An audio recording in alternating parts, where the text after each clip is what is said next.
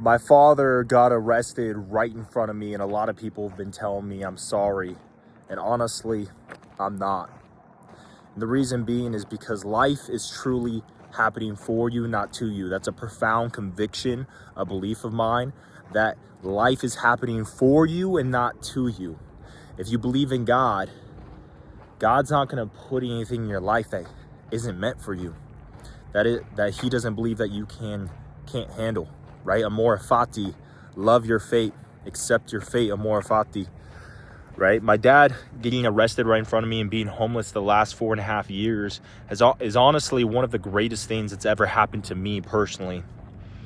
And the reason being is because I was telling one of my clients this yesterday. We spoke for an hour, and he was sharing some very vulnerable stuff with me about his upbringing and certain hardships that he's been through.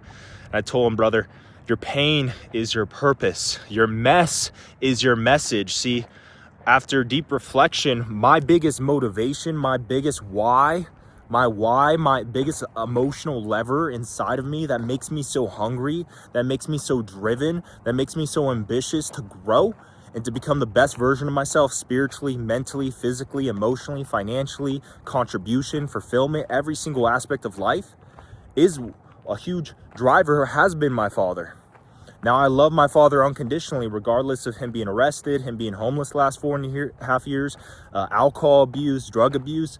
I love my father unconditionally, and he actually has some great traits and some great things he's taught me. But some of the greatest lessons I've learned in life, and I've learned from him, is what not to do, right? That's an Abraham Lincoln quote. I learned from everybody, even if it's not what not to do, right? That's an Abraham Lincoln quote. And my father, because he's my father, because he's my blood, because he's honestly one of my greatest friends, and I have deep, profound love for him, seeing him go through these things and make these mistakes of alcoholism, drug abuse, being homeless, getting arrested. This is the second time I've seen him be arrested. I've witnessed so many things, right? It's a long story. But it's actually that pain within, it makes it even more painful for me personally. And that pain turns into purpose. That pain has, because you can allow two things to happen when you're faced with hardship or challenges or adversity or problems or whatever you want to call it.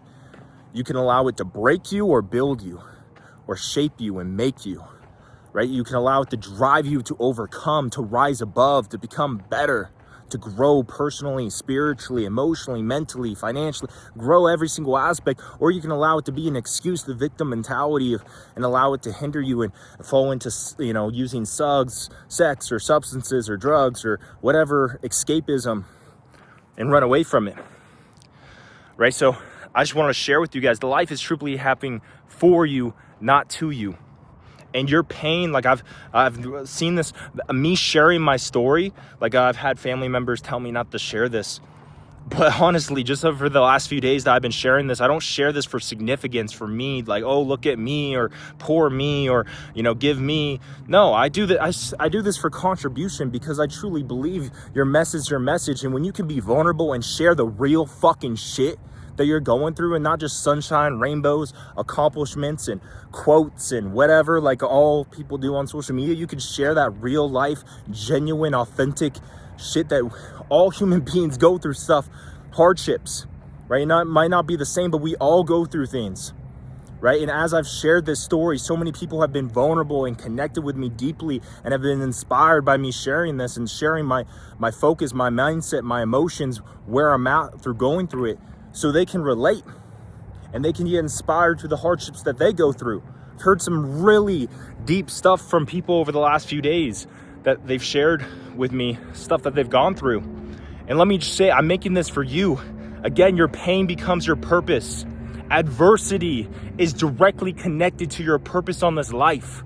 The things that you've been through, that you've overcame, you can help other people through, inspire them through, motivate them through, guide them through, lead them through, because you've been through it.